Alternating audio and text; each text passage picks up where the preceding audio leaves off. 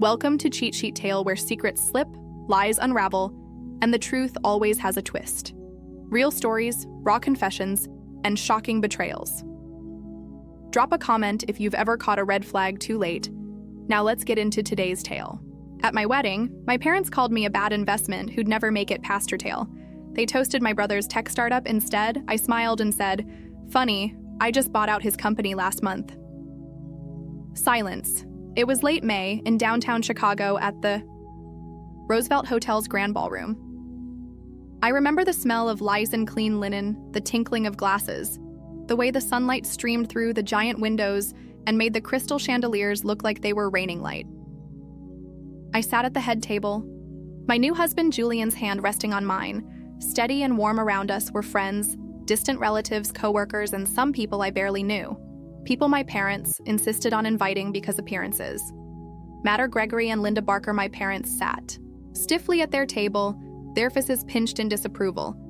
Despite the lavish setting beside them, Caleb was the picture of casual confidences, whirling a glass of whiskey and flashing his charming, rehearsed smile at everyone who passed. Growing up, it was always Caleb who shone. He was the one my parents boasted about homecoming.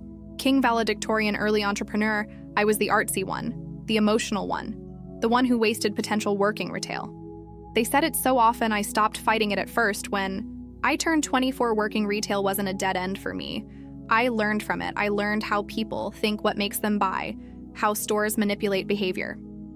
I worked at a mid-size home goods store on Michigan Avenue, first as a floor assistant, then as a buyer. By 27, I had put myself through night school for supply chain management. My parents didn't know, they didn't ask, they didn't care to. To them, I was background noise unless I was failing.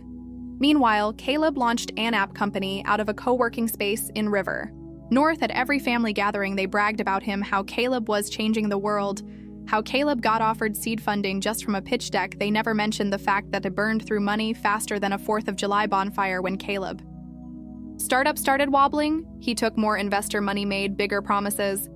Meanwhile, I quietly built my own business, an online shop, selling customized planners, home organization tools, simple things people actually needed. By the time I was 30, I was pulling in a mid-6-figure revenue. No investors, no loans, just me. 2 warehouses in Illinois, a handful of employees, and a ton of hustle. I never told my family. I didn't see the point. But when I heard through the grapevine that Caleb's company was bleeding out and seeking a quiet buyer, I saw an opportunity through a holding company I owned. I made an offer, a low one, and they accepted. Caleb didn't even know who'd bought him out. Not until that day at the wedding. Everything was going beautifully until the toasts. My father stood up, glass in hand, and clinked a knife against it for attention. The room quieted. Julian squeezed my hand once under the table. I thought maybe, just maybe, they would say something kind. Dad smiled, that salesman smile he used when selling lies wrapped in compliments. He cleared his throat. "Well, what can we say about Elena?" He began, glancing around the room like he was about to tell the world's funniest joke. A lot of people thought she'd never make it past folding sweaters at the mall. But hey, sometimes the unexpected happens. A few uncomfortable chuckles rolled through the crowd. I sat still, smiling, my spine stiff. Dad continued, "We love her, of course, but if we're being honest, raising Elena was an investment that didn't exactly pay dividends." Then he turned, beaming at Caleb.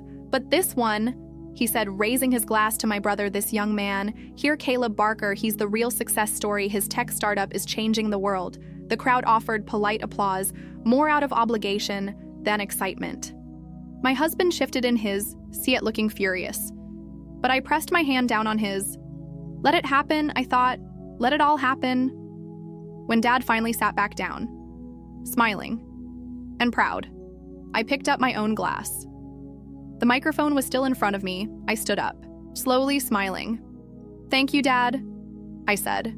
My voice light and funny story about Caleb's company. I actually bought it out last month. The words dropped into the room like a bomba.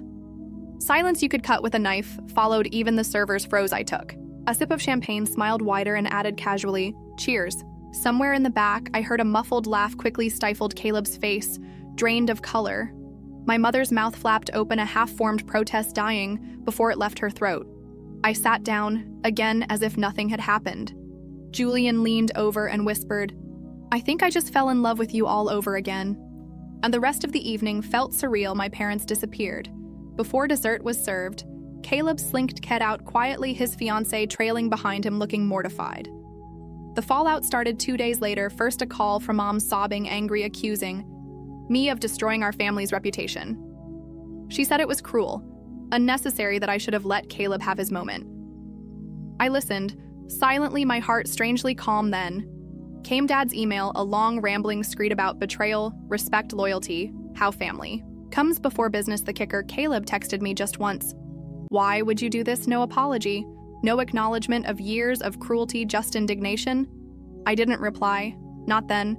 After Caleb's text, the silence between us stretched long and thick like old syrup. Weeks passed. I wasn't avoiding the confrontation. I simply didn't care, enough to entertain it, the part of me that used to ache for their approval. The little girl who once came home waving report cards and crayon drawings had gone quiet. Instead, I focused on my life. Julian and I flew to Italy for our honeymoon, Florence, Rome, the Amalfi Coast, in between sightseeing and espresso shots. I checked my business accounts, numbers don't lie. People do. One night on the balcony of our hotel in Positano, overlooking the dark ocean glittering with stars, Julian turned tome. "You know they're going to come back around eventually," he said quietly. I shrugged. Maybe, maybe not. You okay with that? I thought about it, about birthday parties where they forgot to show up, about Caleb getting a car at 16, while I rode the bus to work, about every time they smiled wider at him than they ever had for me. I'm okay, I said. When we returned home, things stayed quiet for a while. Then the gossip started trickling, and Aunt Sylvia emailed, full of barely hidden judgment, asking if what she heard at the country club was true. My cousin Brielle messaged me on Facebook, blunt as ever. Damn. Riss, you bought out Vinny Savage. Old friends from high school, people I hadn't spoken to in years. Sent messages too, some congratulating me, others fishing for the real story. Ignored most of it, not because I was ashamed, because it didn't matter. What did matter was how quickly my parents pivoted from anger to manipulation. 3 months after the wedding, I got a handwritten card in the mail. From my mother, it smelled faintly of her perfume, the same clawing Chanel No. 5 she'd worn since I was a kid. The card was stiff, expensive, cream-colored, inside in her tight, elegant handwriting. Elena, we miss you. Family is too important to throw away. Over misunderstandings, come to dinner next Sunday. Let's talk. Love, Mom and Dad. No apology, no acknowledgement, just a summons dressed up as an olive branch. Julian found me standing at the kitchen counter, card dangling from my hand. You going? Asked. I don't know, I said. Honestly, he didn't push, he never did. That Sunday I drove to my parents' house alone. A part of me needed to see for myself, not for closure. I already had that for confirmation.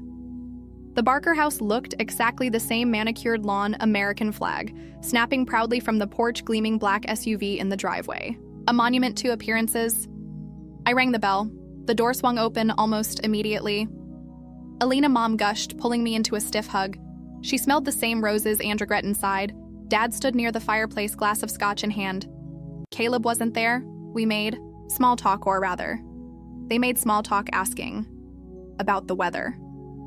About Italy, about my little business, I answered, politely keeping my face neutral. Finally, Dad cleared his throat and said, "We were hoping you'd see reasons, sweetheart." Reason? About what? I asked. Calmly, family, he said, as if that explained everything. Mom chimed in, her voice too bright. You didn't have to humiliate your brother like that. Family lifts each other up. I laughed, then soft, almost surprised it slipped out before I could stop it. They flinched like I'd struck them.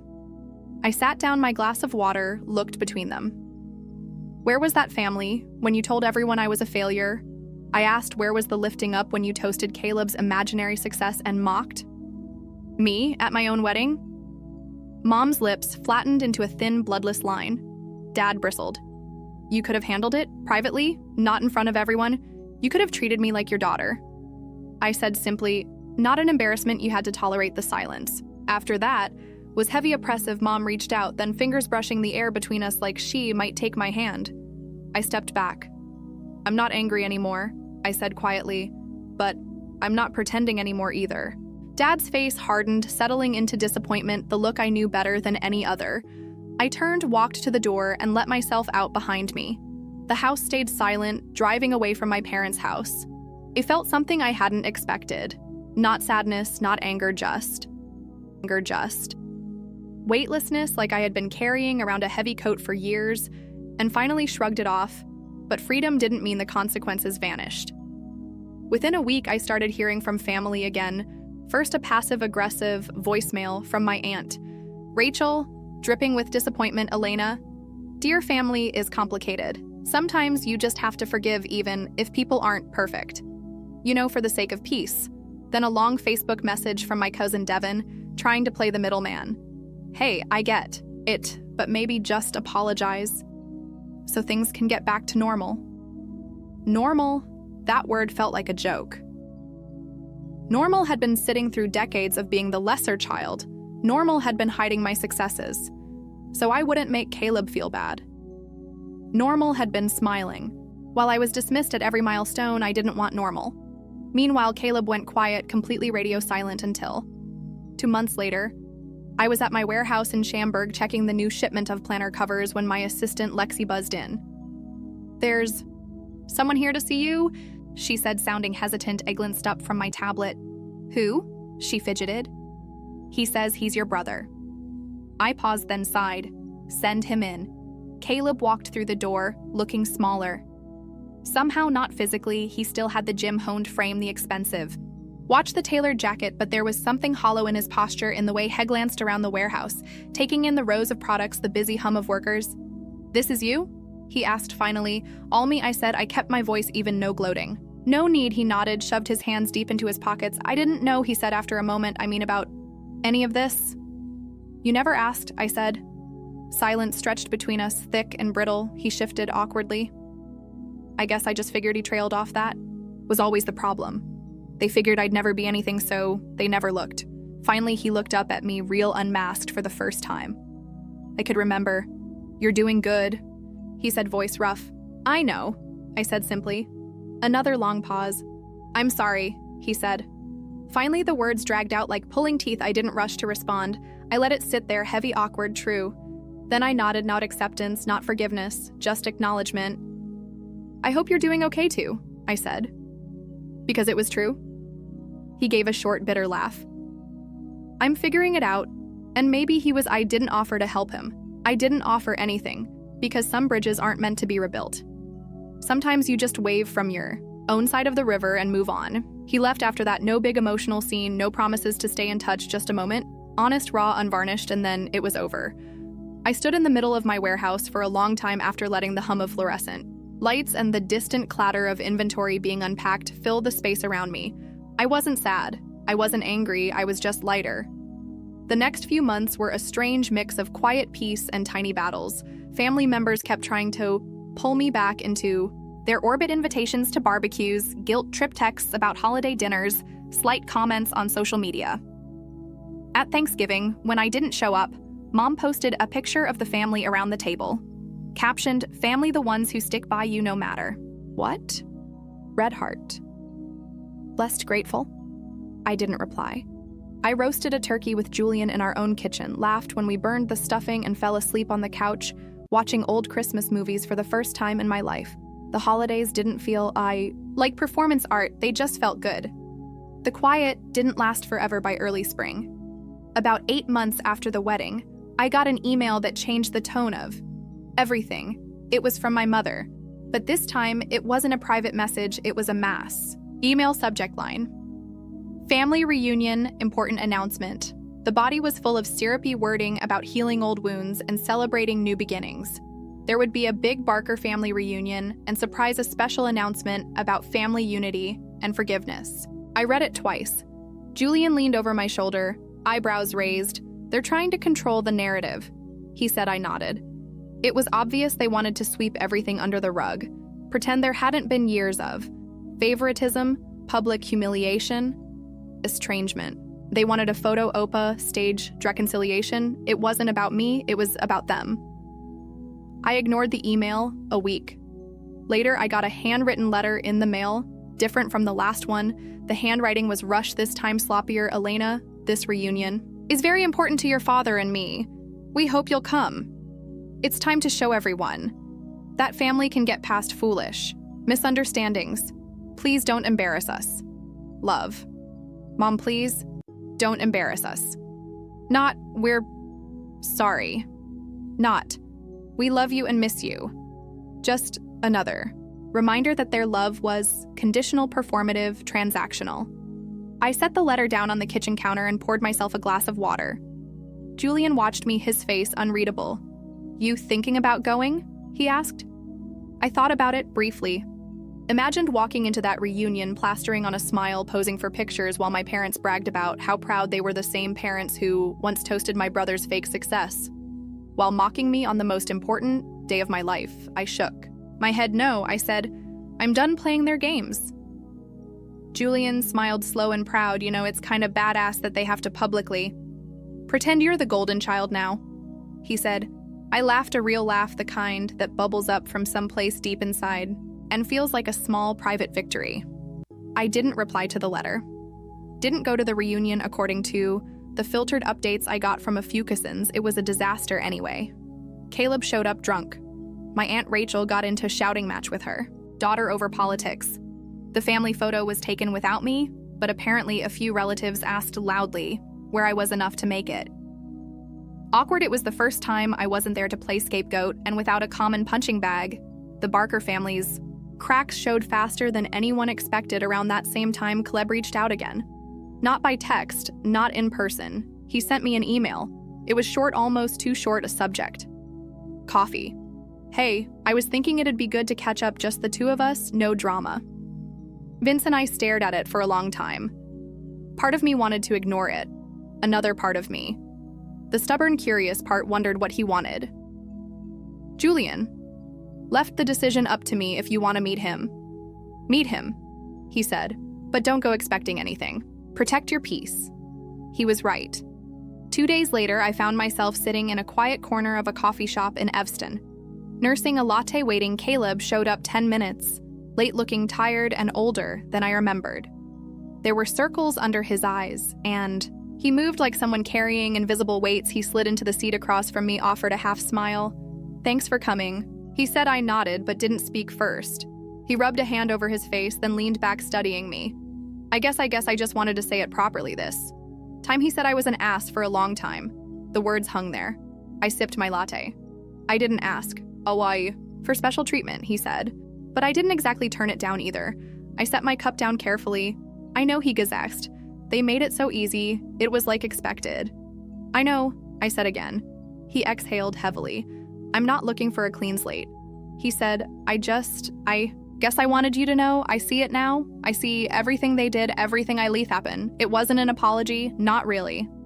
It was more of a confession, an acknowledgement. And strangely, it was enough, because at that point, I didn't need his apology to heal. I had already done that work myself. We talked for a little while longer about neutral things. Work, Chicago winters, our spouses. He mentioned he was working freelance tech gigs now, trying to get back on his feet. I wished him well. Sincerely, we left it there. No promises to stay close. No tearful hugs, just two adults finally seeing each other clearly, walking away lighter afterward, sitting in my car. I realized something: closure doesn't always come wrapped in neat conversations or dramatic apologies. Sometimes it's just sitting across from the person who once stood on your neck, watching them struggle to climb their own mountains and feeling nothing but calm, no anger, no triumph. Just peace. Months went by after that coffee with Caleb. Life felt steady, no more unexpected family ambushes, no passive, aggressive emails, no guilt tripping calls. I focused on growing my business, expanding into home office products, and even launched a second line of eco-friendly journals that took off like wildfire. Julian and I bought a new house, a beautiful old brick place in the Lakeview neighborhood, with ivy creeping up the walls and a little hidden garden in the back. For the first time in my life, everything felt built by me for me, and then like clockwork, the Barkers found a new excuse to reach out. This time, it was about Caleb's wedding. He'd gotten engaged again, this time to someone new, a woman named Claire, who, from what little I gathered, seemed kind, smart, and blissfully unaware of the Barker family circus. My mother called, not a text, not an email. I let it go to voicemail, but her message was dripping with a strange mix of sugary sweetness and veiled desperation. Alina, darling, we would love for you and Julian to come to Caleb's wedding. We really think it would mean so much. Tohim, and to the family, it's time to let bygones be bygones. Please think about it. We're counting on you, counting on me. They needed me for once, they needed me. I didn't respond right away. I thought about it carefully, and then about a week before the wedding, I made a decision. I RSVP'd, yes, but not in the way they expected. I didn't show up quietly to sit in the back row and behave instead. I arrived at the venue, a glossy overpriced estate outside Chicago, wearing a stunning tailored navy dress that practically screamed success on my arm was Julian in a designer suit. And behind us, my COO, my warehouse manager, and my creative director, the team who had helped build my businesses into the powerhouse it had become. See, what my parents didn't know was that over the last year, I had expanded aggressively, including launching a logistics consulting firm that worked with mid-sized tech companies across the Midwest. And thanks to Caleb's poor financial management again, Claire's parents had hired me to consult on the supply side of their business months earlier, without even knowing it. Caleb's new in-laws thought of me as a professional partner they respected deeply. They loved me. I was practically family to them before I even stepped foot at that wedding. The ceremony was beautiful. Admittedly, Claire looked radiant. Caleb looked nervous during the reception when it came time for speeches. I fully expected to be ignored and was fine with that. I didn't need a spotlight, but Claire's father had other ideas. He stood up, beaming, microphone in hand, and after his sweet toast to the couple, he added, "And a special thanks to someone here today. Someone who helped our family business through a tough year with grace, brilliance, and integrity. Elena Dalton, ladies and gentlemen." The room turned toward me, applause. My parents' faces froze. My mother's smile cracked just like it had on my wedding day. Dad's hand tightened visibly around his glass. I smiled, graciously accepted the brief standing ovation, and sat down without saying a word. No revenge speech, no gloating, just undeniable silent proof that I had become everything they said I never could. And more, I wasn't the afterthought anymore. I was the person they needed later as we mingled. Claire's mother pulled me aside, gushing, "I wish you were family already," she said with a laugh. "If Caleb had half your business sense, he'd be unstoppable." I laughed politely, glancing across the room at Caleb, who stood stiffly as Mom hissed something sharp into his ear. Julian slipped his arm around my waist, his hand light and reassuring. "You okay?" he murmured. Looked at him, at the glittering room, at me parents' stunned faces, and smiled. "Better than okay." I said we stayed just long enough to enjoy the cake chat with Claire's family and make sure our presence was felt. Then we left early, graciously, without drama, because true revenge isn't shouting your triumphs from the rooftop. It's living so well, so fully, that the people who tried to dim your light have no choice but to sit in the dark and watch you shine. That night, as we drove home through the city lights, Julian reached over and squeezed my hand. "You know," he said, "you're not just winning, you're rewriting the whole damn story." And for once, I believed it completely.